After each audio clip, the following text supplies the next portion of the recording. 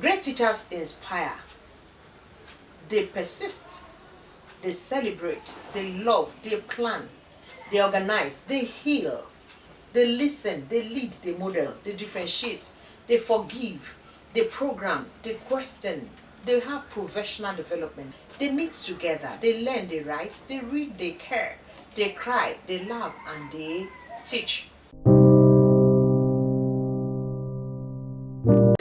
Thank you so much. Excellent day, my great viewers. Yes, it's a nice one again, and as I promised that I will always be here giving you tips on how we can be professionally developed, especially in this 2022. So my name is Tolulope Yamah.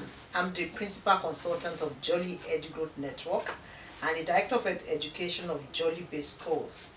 So we are excited to be with you, and today we'll be discussing in series strategies for effective teaching and learning in 21st century schools. We have discovered that there is a difference between the type of teaching that we had in the traditional setting and the one we are having now in the 21st century. Also in the learning process too.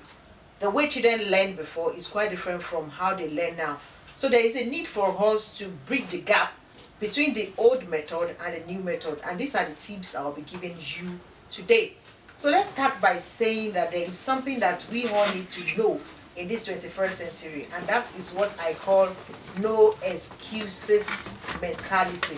That we need to put behind our mind anytime we are talking about teaching and learning, and that is what I tag no excuses mentality.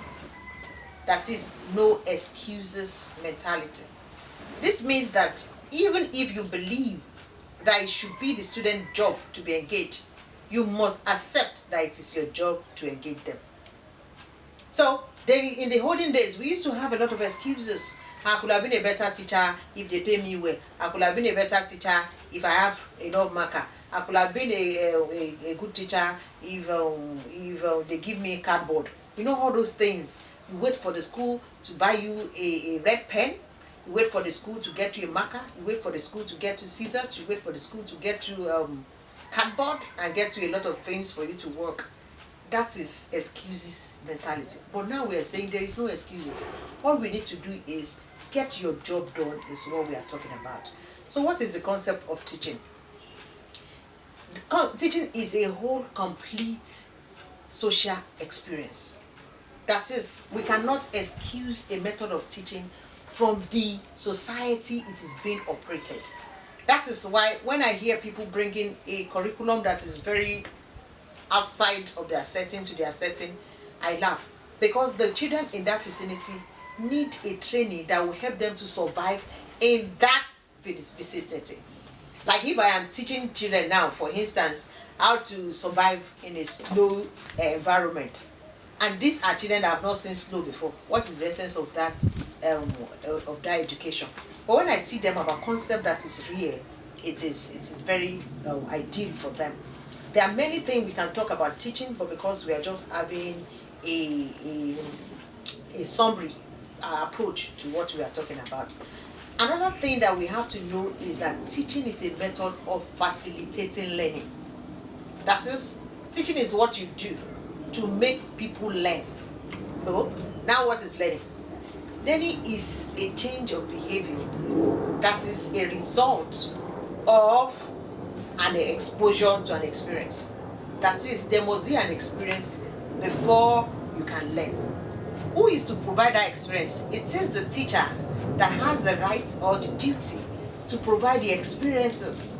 So I used to tell practitioners that it is high time you know that the experience that is limited to the four walls of the classroom is not sufficient to raise an holistic child. So you need to expose them to as many experiences as possible, and that is when you can have a functional education. So what does teaching mean in the 21st century? According to Deleuze, it says that there are 4 pillars of learning in this 21st century, and they are learning to know, learning to do, learning to be, and learning to live together. Talking about learning to know is about exposing children to the world that they belong to. That was what I was telling us about experiences now. We need to expose them to the world you belong to. And that's why Montessori is one of the best when you want to do with this first pillar. Then the next one is learning the student to do practicality. Making learning a practical thing. Making learning functional. You are teaching the concept of 1, 2, 3, 4, 5. Anybody can teach that. But what is the relevance of that numbering to our word? Being able to know that 1 stands for something that doesn't have a company. 2 stands for something that has a company. Like that. That's learning what to do with what you are knowing or teaching them. Then the next one is learning to be. Practicality. To become that thing is very important for the children. You are teaching them the concept of kindness. Then the act of kindness should be done. Smile is enough to teach kindness, because that is the background. When you are happy to see someone, you will be happy to help them.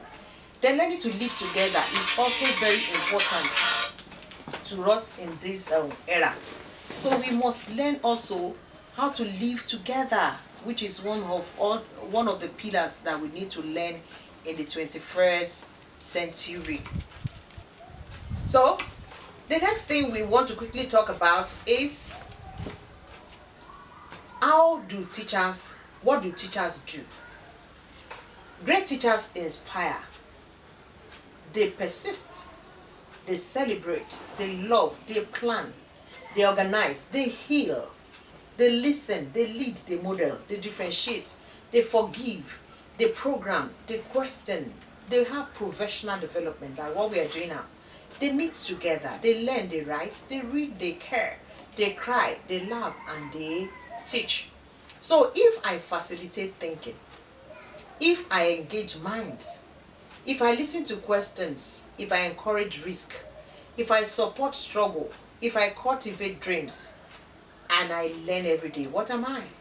Yeah, you are a great teacher. That's a good one. So let's go to how children learn. That's another big thing that we have to know about, because children learn differently. The first thing that shows how children learn is that children learn through playing. That is why you have learning centers as their play centers. So we are not talking about playing as in the real sense of the word playing, but it means engaging in activities that you love to do. And it is classless in approach. You don't say because I'm taking SS3 then I cannot introduce play. I can. So they learn when the environment is free from seriousness. You understand? Then they learn by multisensory activity. That is, when you engage all the senses, they learn through them. Then they learn through encouragement, reinforcement. They learn because you motivate them, you want them to go on, or you correct them and set boundaries.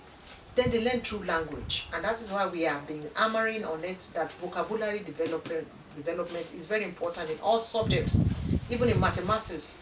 Teach us the concept of the language, the vocabularies we will meet in the subject before you introduce us to that subject. Because the more the words we have, the better we can express ourselves. Psychology says by 2 years, a child should be able to utter minimum of 50 words in a day by 2 years. How does the child does that? That is when the child is living in a language-rich environment. Then children learn through imitation. They learn through repetition. They learn through experimenting. By telling them it's okay to make mistake, they learn. They learn through interaction with friends. They learn through nurturing environment. Physically nurturing, psychologically nurturing, emotionally nurturing, and they are surrounded with things that motivate people. Then lastly, we can say that children, they learn differently. Children learn differently because they have different learning style. That is why a practitioner needs to be creative in order to be able to get what you need from the children. So teachers who love teaching create children who love learning. That is just the connection between the two of them. So how do children learn? The summary is that children learn 20% from what they hear, 30% from what they see, 50% from what they see and hear, 70% from what they debate with their parents, and 90% from what they learn to do by themselves. So, for you to be able to say that learning has taken place in these children, they should be able to do things independently of you. So, in a situation that you are teaching children to write, and you are the one that is telling them that, oh yeah, move it from up, oh yeah, down, down, oh yeah, that's a 2. That means that you are still the one writing that too. But a situation that the child can do it independently from you, that is when learning has taken place. So I hope we do understand what we are talking about.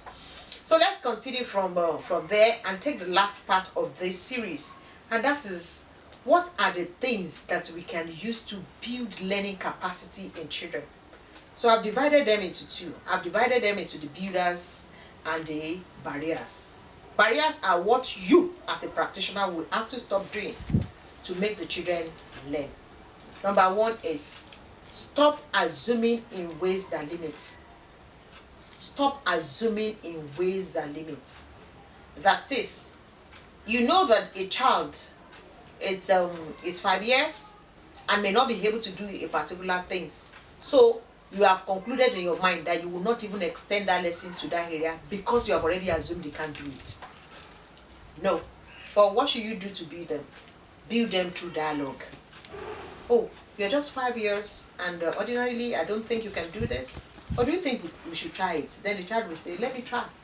He gets to do it. That means that you have given him a chance to learn. Number 2, stop rescuing prematurely.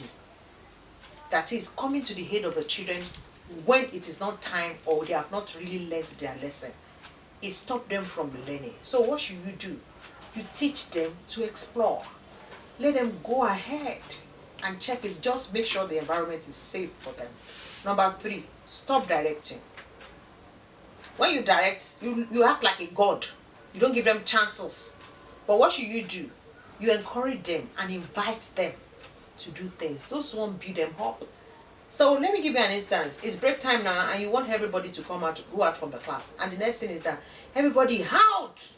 That is directing. Check this one out, the one that can build them. Oh, it's 12 already and I think it's break time. That's a good one. Do you think we should go out now or we should stay inside? They say, oh, let's go out. That's a good one. So how do you think we should go out? Should we go out row by row or class by class or by a male and a female? How do you think we should go out? Then you discuss with them. You see that it will be smooth. Even coming in, they will enjoy it. So that can build them up. The next one is that stop expecting too much too soon. Because you taught something yesterday and like 85% of the class was answering you, you assume that that is the end. What happened to the remaining 15% that did not answer you? So what you should do is, when you have little wins, celebrate little wins. Celebrate bigger wins. Celebrate people, little achievement. Celebrate it. Let people know that, that's a good one. You did this, you can do better. Then the last one, stop using adultism. Adultism. It's a very bad one. That is what is really, really killing teachers. That is, assuming that children are adults, expecting children to do what adults can do. For instance, adults will sit for longer period, but children can't do that. By the time you are expecting that adults can keep quiet for some time, but children may not be able to manage to keep quiet for a long time.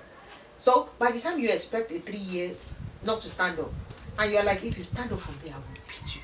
You are always walking about. What do you expect when the bilateral coordination is not well formed? So that is why muzzle training is the first thing you do in preschool. So therefore, we do not have to look for adultism in children.